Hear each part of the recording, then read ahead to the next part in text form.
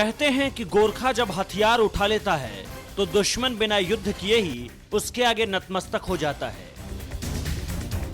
तभी तो कभी भारत के सेना अध्यक्ष रहे सैम मानेकशॉ ने कहा था, यदि कोई व्यक्ति कहता है कि उसे मरने से डर नहीं लगता तो या तो वह झूठा है या गोरखा है।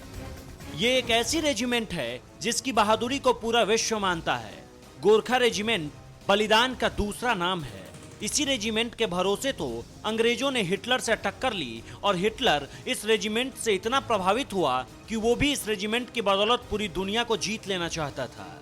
देश में जब भी संकट के बादल गहराए तब तब इसी रेजिमेंट को याद किया गया। अपनी मिट्टी के लिए पलक झपकते ही जान कुर्बान करने को तैयार, हाथ में खुखरी हो तो ये मौत को भी सबक सिखाने का मादा रखते हैं।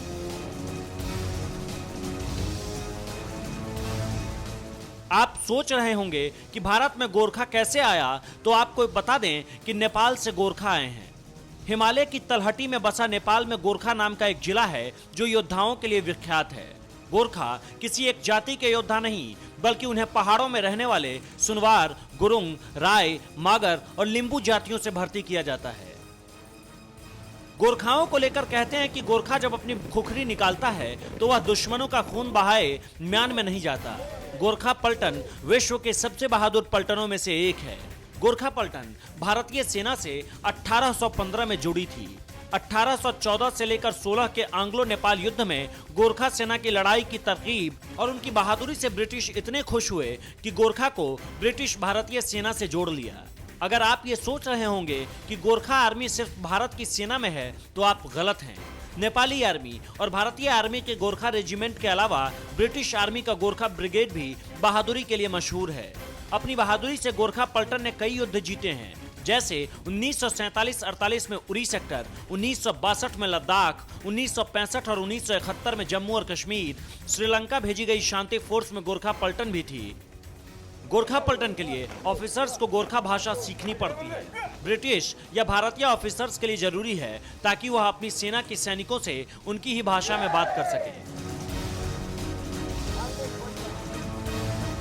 गोरखा पलटन के नियमों के अनुसार दशहरा पर भैंसें की बलि देने का रिवाज है और यूनिट के सबसे जवान सैनिक को यह अवसर मिलता है। इससे पहले देश के आर्मी चीफ रहे दलबीर सिंह सुहाग भी गोरखा राइफल्स से ही थे। महाराजा रणजीत सिंह ने भी इन्हें अपनी सेना में स्थान दिया था। गोरखा रेजिमेंट को बहादुरी और अदम्य साहस की वजह से इंडियन आर्मी लड़ाकू नस्ल मानती है। इस वजह से गोरखा रेजिमेंट को कई सुविधाएं भी दी जाती है। भारत के लिए भी गोरखा जवानों ने पाकिस्तान और चीन के खिलाफ हुई सभी लड़ाइयों में शत्रु के सामने अपनी बहादुरी का लोहा मनवाया था। गोरखा रेजिमेंट को इन युद्धों में अनेक पदकों और सम्मानों से अलंकृत किया गया, जिनमें महावीर चक्र और परमवीर चक्र भी शामिल है। बलिदान ही इस रेजिमेंट की पहचान है। यहाँ होने का मतलब चुनौतियों से दो चार होना है। मातृभूमि पर मिटना इस रेजिमेंट की पहचान है। धन्य है यह रेजिमेंट जो हमारे देश की रक्षा के लिए सदैव तत्पर रहती है।